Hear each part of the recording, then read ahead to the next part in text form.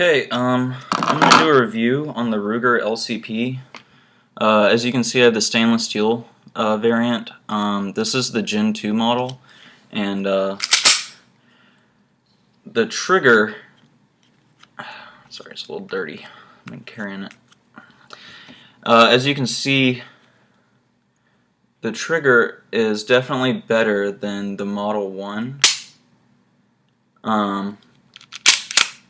The reset is pretty much, there's a false reset right here at click, and this is why I did not buy the Taurus TCP, because if you hit that false reset and pull back, it'll snap, and then you have to rack the slide again, and you know, when you're under stress, you're just going to keep pulling the trigger and you're going to be in trouble. But so the reset's all the way out.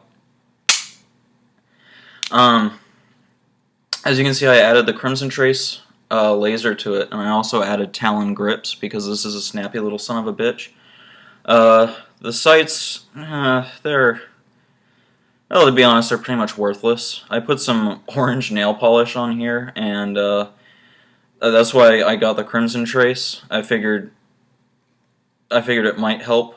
You know, it kind of does. I can put a mag into you know, the FBI silhouette pretty easily. I mean, I'm not going to be pulling off, you know, any sort of sweet shots or anything like that, but you know, I can put them where they count, you know. So that's, you know, that's good enough for me, I guess.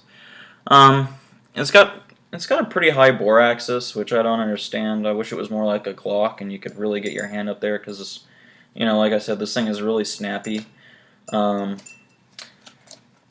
Unlike the Kel-Tec, you can lock back the slide like this with this little nub.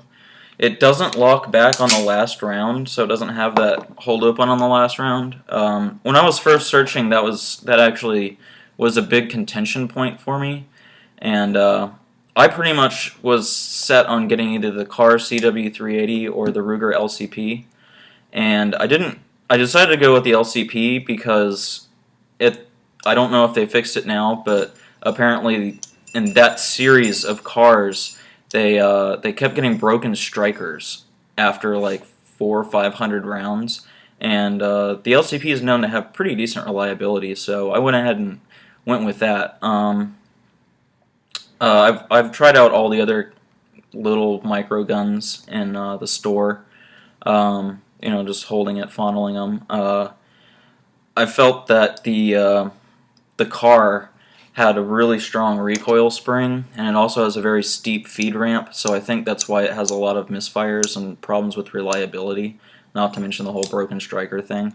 But that one feels really good in the hand. The Taurus, I didn't quite like the grip so much, but it had a pretty good trigger from what I remember, and it was pretty easy to rack. Just that problem with the false reset. I don't know if you heard that. I'll do it one more time. That, and then with the LCP, if you pull on it, it just locks. So then you're like, oh, okay, and then bam. Sorry about that. I accidentally pressed the stop button. I'll have to edit that together. I don't know. So what I was saying is, with this one, when you hit the false reset, it just locks on you, so you can see, and then you have to let it out, and then you can pull it again.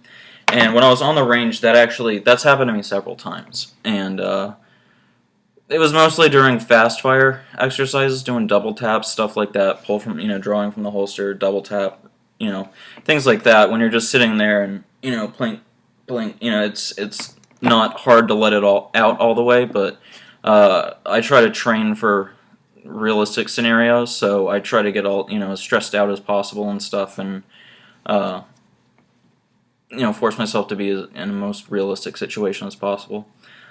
So, you know, the Car and the Taurus were no-goes for me because Car had reliability issues. The Taurus, that trigger, that scared me away. The Smith & Wesson Bodyguard, it has it has second strike capability because it has a fully working hammer, but the trigger is fucking terrible on that gun. It has better sights. I thought the one with the built-in laser was kind of gimmicky and dumb, and that was all that was out at the time, so that went off my list. And then I think the Pareto Pico had just come out, and I checked it out, and it has a redonkulously high bore axis, pretty strong recoil spring. It has a surfboard of an ejector, and you know, when I was feeling it, it just has like a super smooth grip, which is the same reason I didn't like the Nano, the one in 9mm. And you know, you can always remedy that by getting Talon grips. But I also noticed that with the trigger on that, it broke so far back that I just did not have the trigger control. And I mean, I don't have very big hands, you know, like here's a dollar bill for comparison. I do not have very big hands. And even this one, which I think probably out of the affordable ones, probably has the best stock. Well, maybe the car might beat it. I can't remember the trigger pull in the car, but this one, as you can see, when it breaks, it doesn't go all the way back to the wall, whereas the Bodyguard, the Pico, and I think the TCP went flush with that back wall, and it's just, you know, you're trying to get your hands on the damn thing anyway. But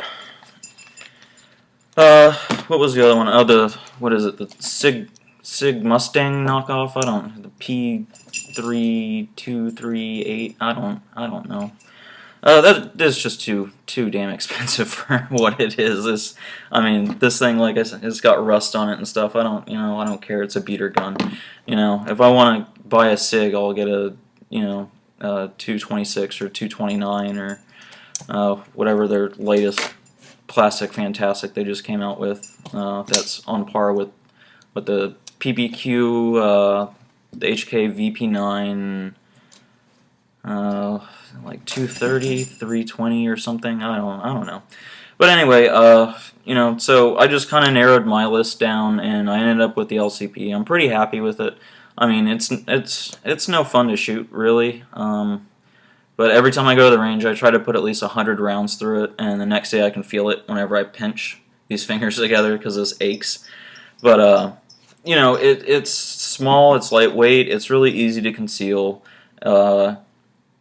I've only had one malfunction with mine, and it was a failure to feed. And that was when I first got it, and I was limp wristing with one hand, and the recoil, it just didn't feed for me. So, but other than that, it's worked fine. Round nose, hollow points. I don't know what you carry. I carry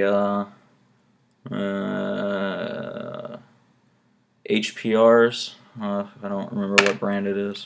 I don't know. I try out all sorts of ammo whenever I go to the range. So. But yeah, the Crimson Trace, it's a great product. It's really nice just when you grip it, it turns. It just turns on like that. It makes it so nice when you draw from the holster and present, It's nice to just, it's on. You don't have to click a button or, and when you're freaked out, it's easy, I really just got it as a backup, mainly because the sights on here are pretty piss poor. I mean, if I take my time and I'm really aiming with it, I can actually hit bullseyes with it. But for what it is, it's a bad breath gun. So I figure, if I have to pull, I might not even be able to get it all. I might just be right here, and I have to pull that trigger because the guy is coming at me with a knife. And when you have that laser, you at least know it's going to be within a foot of that dot. So it's just like you just put that right where, the chest cavity is, and hopefully you hit heart or lungs and incapacitate the guy, And I mean, that's another reason why I don't mind carrying a 380. There's those guys that 45 or nothing, or I would never carry anything less than a 9mm, and it's just like, dude, I don't want to kill anybody. I want to protect myself and my family and my friends, and if I'm ever in that type of situation, I want to neutralize the threat. I don't want to kill anybody. I don't want to deal with the lawsuits and living with that on my conscience the rest of my life, to be honest. But I mean, if it comes down to you or me, I mean, it's going to be you, buddy. So,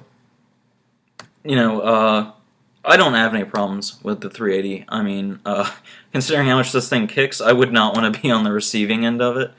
Um, I guess some specs, it's like 9 ounces or something. Maybe mine's probably a little heavier because of this thing. If you didn't see my other videos, I have this DeSantis pop-up holster. It's okay for what it is. You can't use it with the Crimson Trace laser. I managed to sweat through mine and get rust on my gun, so you know, that's out of the picture. This is my second one. This is the Don't Tread on Me holster company, the CC5, and it holds with the Crimson Trace laser. It's got this little clip that you can take on and off, so you can have it pocket carry or in the waistband. I always do in the waistband because I think if you're, you know, when I move back to my shield, I want to carry it in the same spot, so that way I, you know, muscle memory knows to go there instead of digging, you know, appendix or whatever. And I just don't like appendix carry. But this is pretty good. And then this is the one I got in today, the Cook's holster one. It's tuckable with the J-clip, metal, good quality Kydex. Tad thick for my taste. I was kind of surprised. I thought the Kydex would be a little skinnier, but you know, not bad. And it's well made. It's all rounded off and everything. It's you know, it's pretty well made. I think it took 2 weeks. I ordered it on October 30th, and it's Friday the 13th. And yeah, so thanks for watching.